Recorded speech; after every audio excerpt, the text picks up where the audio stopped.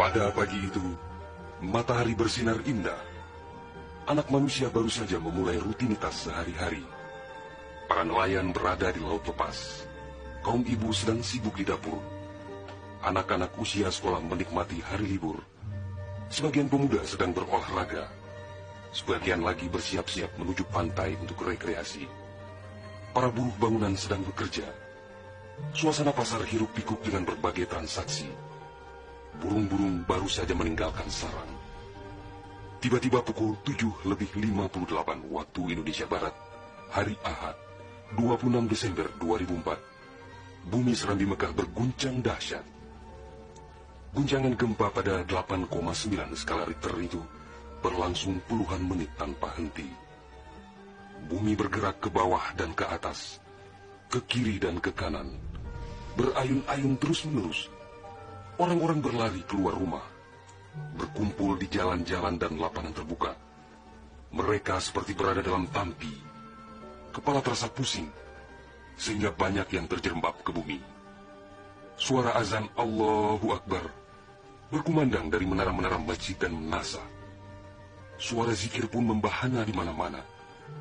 Jutaan mulut manusia melafazkan asma Allah dan Rasulullah secara terus-menerus. La ilaha illallah, Muhammad Rasulullah.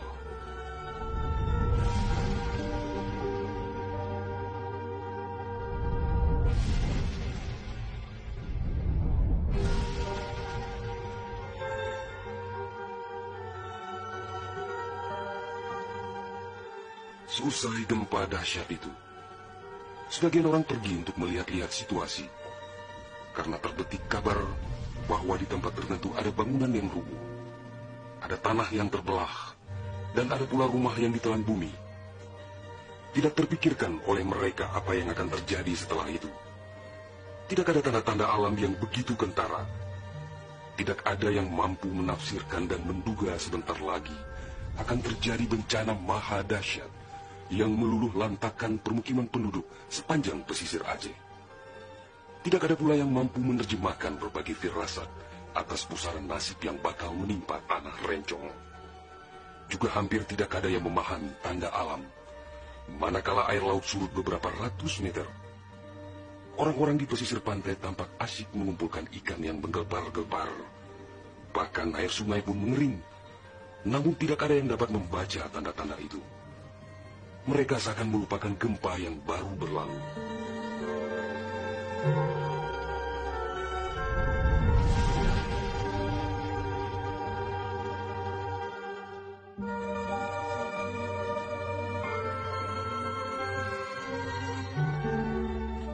Di berbagai tempat, orang-orang sibuk memperbincangkan gempa sangat dahsyat itu yang belum pernah mereka alami. Namun tak lama kemudian orang-orang mendengar bunyi dentuman sangat keras, disusul suara gemuruh dari arah laut. Bunyi dentuman itu terdengar sepanjang pesisir Aceh Besar, Banda Aceh, Aceh Jaya, Aceh Barat dan Nagan Raya.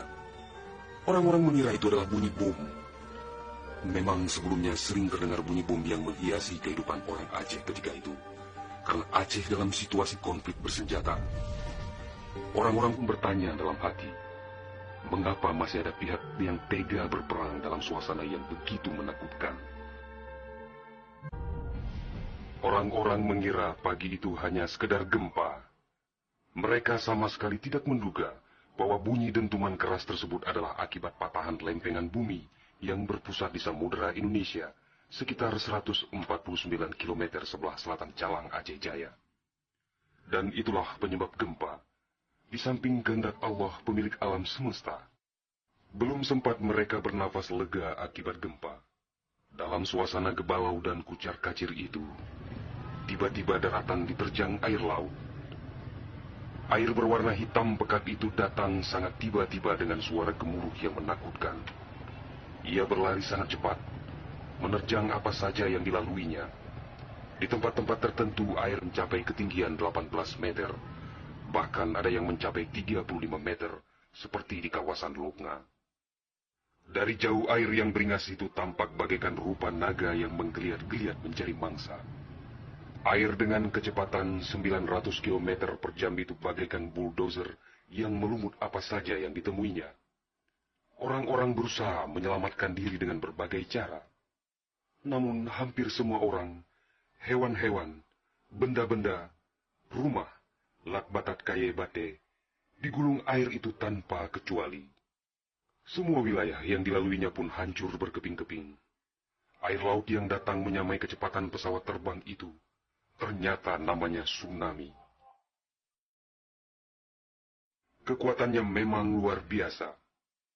Kapal apung PLN yang diparkir di perairan Ulelu, Banda Aceh, digelandang tsunami sampai 3 km ke darat. Kapal itu sekarang menjadi objek wisata tsunami. Demikian juga kapal angkut Sondalas milik PT SAI diseretnya ke atas badan jalan negara Banda Aceh melabuh di Lokna. Kapal-kapal nelayan ukuran besar yang diparkir pelabuhan ikan di Lampulo, Banda Aceh, banyak yang terdampar ke pusat kota.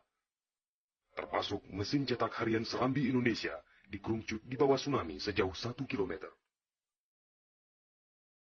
Kendaraan roda 4 hancur tak berwujud. Rumah dan toko-toko serta bangunan lain yang kokoh pun hancur lebur rata dengan tanah. Semuanya di luar dugaan manusia, seakan sebuah mimpi buruk yang sangat langka. Setelah kira-kira 15 menit air laut itu beraksi, suasana pesisir Aceh pun lengang, sunyi, sepi, senyap, dan hening yang tak bisa dilukiskan dengan kata-kata. Sebagian besar permukiman penduduk rata dengan tanah, seakan instrumentalia kehidupan telah berakhir sampai di sini. Ratusan ribu orang nelangsa, teduk tesepuh, celok menjaro, teingat kedrohana ledaya, atau terduduk lunglai bersilang tangan, mengingat nasib tiada berdaya. Tsunami yang diakibatkan gempa tektonik itu juga melanda Malaysia, Thailand, India, Maladewa, Sri Lanka,